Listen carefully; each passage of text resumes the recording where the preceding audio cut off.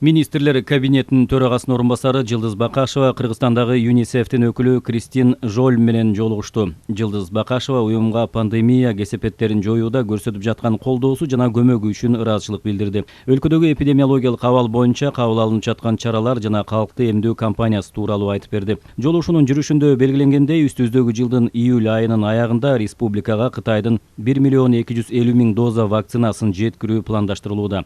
Мындан тышкары COVAX программасынын алкагында AstraZeneca вакцинасы, медициналык шаймандар жана дары-дармектер, муздаткычтар келиши күтүлүүдө.